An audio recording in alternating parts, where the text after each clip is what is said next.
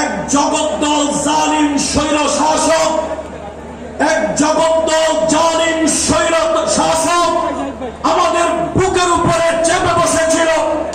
যেই জালিমদের কারণে আমাদের কণ্ঠ রোধ হয়ে গিয়েছিল, যেই জালিমদের কারণে আমাদের দৃষ্টি শক্তি লোপ পেয়েছিল, যেই জালিমের জুলমের কারণে আমাদের নাভিশ্বাস শুরু হয়েছিল, আজকে সেই ছাত্র আন্দোলনের, বৈষম্য বিরোধী ছাত্র আন্দোলনের সেই শহীদদের জন্য আল্লাহ সুবহানাহু ওয়া তাআলার কাছে দোয়া করি।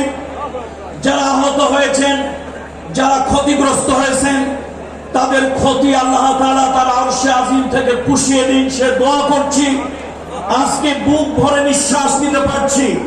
আমি তো মনে করি আল্লামার ইন্তেকালের পরে বাংলাদেশের জমিনে আজকে একটা নতুন ইতিহাস, একটা নতুন অধ্যায় সৃষ্টি হয়েছে। যে সরোয়ার্দী উদ্যান নানান ধরনের উল্টা পাল্টা কাজে নিয়োজিত ছিল। আপনারা জানেন এখানে কেউ শিখা চিরন্তন জ্বালিয়েছিল। শিখা কখনো চিরন্তন হয় না। চিরন্তন, চিন্ময়, অব্যয়, অক্ষয়, চিরঞ্জীবী যিনি, শাশ্বত যিনি, তিনি হচ্ছেন আল্লাহ সুবহানাহু ওয়া তাআলা। আমরা এই সরোয়ার্দী উদ্যানে অনেক কিছু হতে দেখেছি। আজকে কালের সাক্ষী হলো, আজকে কালের সাক্ষী হলো বৃষ্টি স্নাত কদ্দমক্ত এই জমিনে আল্লাহর হাবিবের সিরাত আলোচনার জন্য একটা নতুন দিগন্ত, নতুন মুখ উন্মোচিত হলো।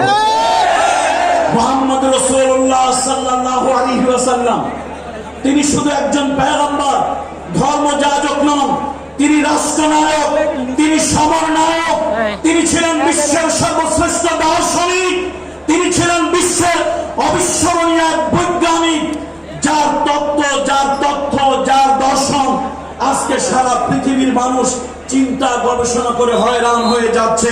পৃথিবীতে মুহাম্মদ রাসূলুল্লাহ সাল্লাল্লাহু আলাইহি ওয়াসাল্লামের মতো আরেকজন মহামানব এখন পর্যন্ত পৃথিবীতে হয়নি, আর কিয়ামত পর্যন্ত হবেও না।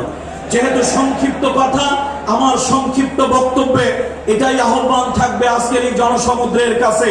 আসুন, অনেক নেতার মত দেখেছি, অনেক নেতার পদ দেখেছি। আমরা সকল নেতাদের প্রতি, এমনকি অমুসলিম যারা আছেন, পৃথিবীতে বিভিন্ন রিভলিউশন যারা করেছেন, নেতৃত্ব যারা দিয়েছেন, সেই সকল দার্শনিক নেতাদের প্রতিও শ্রদ্ধা রাখি। আমরা কাউকে কটাক্ষ করে, কাউকে ছোট করে, কাউকে ইনসাল্ট করে কথা বলি না, নিগলেক্ট করি না। তবে একটা বাস্তবকে বাস্তব মেনেই নিতে হয়। পৃথিবীর যারা ছিলেন অনেক নেতা দার্শনিক, চরিত্র উপরে ছিল ফিটফাট, মাগার ভিতরে ছিল সদরঘাট। কিন্তু একজন মহামানব যার চরিত্রের সার্টিফিকেট আল্লাহ তাআলা আরশে আজিম থেকে দিয়েছেন, যেই নবীকে আঘাত করলে আরশে আজিমে আঘাত লাগে, যেই নবীকে গালি দিলে আল্লাহর আরশে গিয়ে আলীর আঘাত, গালির আঘাত স্পর্শ করে। কাফেররা বলেছিল আনতা মাজনুন, আনতা মাজনুন লাস্তা মুরসালান। আল্লাহ তাআলা আরশে আজিম থেকে জানিয়ে দিলেন নুন ওয়াল কালাম ওয়া মা ইয়াসতুরুন। কাফেররা বলেছিল লাস্তা মুরসালান, আল্লাহ জানিয়ে দিলেন ইয়াসিন ইন্নাকা ওয়াল কুরআনিল হাকীম ইন্নাকা লামিনাল মুরসালিন। মুহাম্মদ রাসূলুল্লাহ সাল্লাল্লাহু আলাইহি ওয়াসাল্লাম তিনি সাদা কালোর ব্যবধান দূর করার জন্য, তিনি ধনী গরিবের বৈষম্য দূর করার জন্য, তিনি সমাজের নির্যাতিত, নিগৃহীত মানবতার জন্য তিনি যা করেছেন পৃথিবীতে কেউ এমনটি করতে পারবে না। তিনি মদিনার রাষ্ট্রনায়ক হলেন, তিনি মদিনার রাষ্ট্রপতি হলেন। তার সবথেকে প্রিয়, তার সবথেকে কলিজার টুকরা, তার কন্যা ফাতেমাতুজ জোহরা বাবার কাছে এসে বলেছিল, বাবা আমাকে একটা খাদেমা দিন, আমাকে একটা খাদেমা দিন, যে বাড়ির আমাকে সহযোগিতা করবে, একজন পরিচারিকা দিন।